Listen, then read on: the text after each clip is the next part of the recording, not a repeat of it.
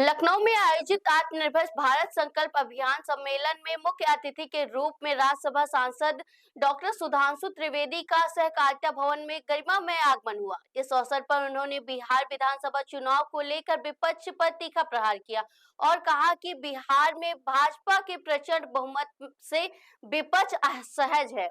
बंगाल के मुख्यमंत्री द्वारा उठाए गए एसआईआर संबंधित मुद्दे को डॉक्टर त्रिवेदी ने सिरे से खारिज करते हुए कहा कि विपक्ष पर निराधार आरोपों का सहारा ले रहा है।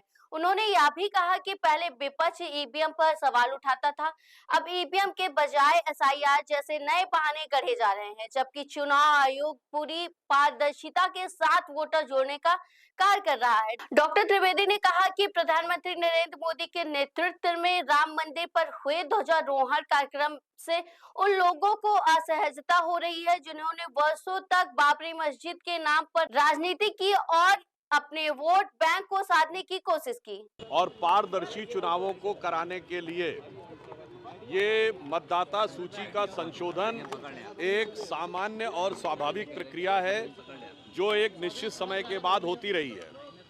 और इस विषय के ऊपर सुप्रीम कोर्ट भी गए तमाम लोग और उसके बाद भी सर्वोच्च न्यायालय ने भी इस प्रक्रिया को करने की आवश्यकता महसूस की। और बहुत स्पष्ट बात है, मतदाता सूची में यह स्पष्ट होना चाहिए कि जो वास्तविक मतदाता है वो वोट दे सके और कोई भी व्यक्ति किसी छलावरण में यानी in the disguise of anything others vote न दे सके। तो मुझे लगता है जो लोग अभी तक अनेक प्रकार की बातें किया करते थे कि इसमें ये समस्या है वो समस्या है, तो उस समस्या के समाधान में किसको समस्या है ये समझने की बात है। यानी अगर कोई ये कह रहा है कि फर्जी वोटरों की पहचान नहीं होनी चाहिए तो वो लोकतंत्र के लिए खतरा है। सर, संजय सिंह जो है आम आदमी पार्टी के राज्यसभा सांसद, उन्होंने कहा है कि बीएलओ की मानसिक स्थिति सही नहीं है, वो आत्महत्या कर रहे क्योंकि सरकार ने कहा है कि 1 महीने के अंदर पूरा कार्य होगा। देखिए, सारे कार्य किए जा रहे हैं, बीएलओ के साथ साथ पार्टियों के भी बीएलए हैं। मगर मैं एक बात अवश्य कहना चाहूँगा, जब विपक्षी दल आज ये आरोप लगा रहे हैं, याद करिए केवल 2 साल पहले तो कहते थे ईवीएम हैक्ड है और बटन कौनो दबा दो ईवीएम में वोट भाजपा चला जाता है।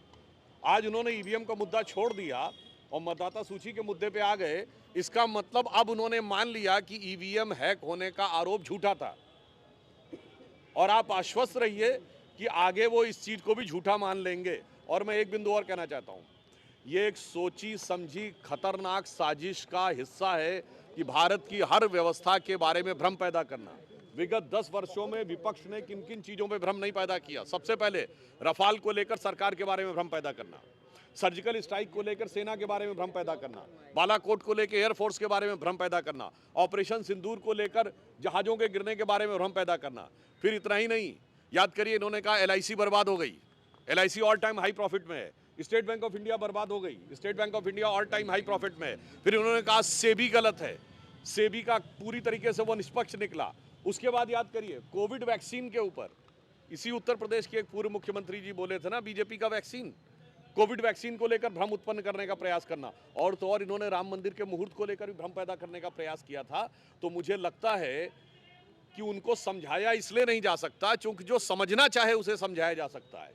जो एक कहावत है कि समझ समझ के समझाओ उसको जिसके की समझ है, और जो समझ समझ के बिना समझे समझो कि वो ना समझ है। सर, ममता बनर्जी जी ने कहा है कि बंगाल के सीमांत एरिया है वहाँ एसआईआर के बहाने सीए लागू कर सकते हैं। ममता बनर्जी जी ने 4 अगस्त सन 2005 को भारत की संसद में बांग्लादेशी घुसपैठियों के मुद्दे का विषय 14 मिनट में 22 बार उठाया था।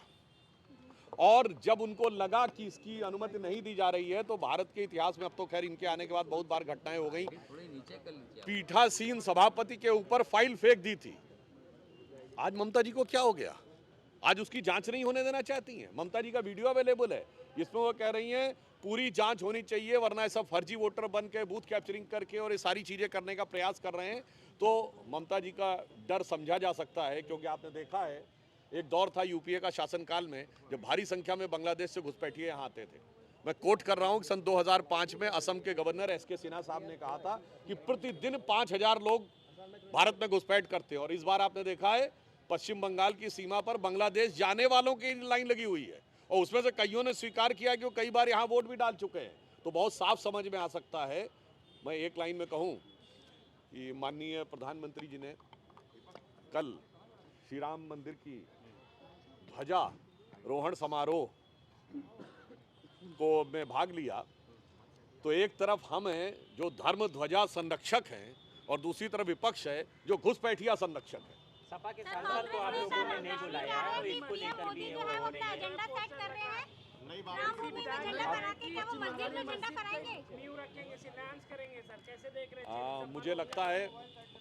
मुझे लगता है कि इन लोगों के वास्तविकता में दिल में क्या होता है बहुत साफ सामने आ जाता है। आपने देखा कि दिल्ली में आए थे प्रदूषण के बारे में प्रदर्शन करने और करने लगे नक्सलियों का गुणगान।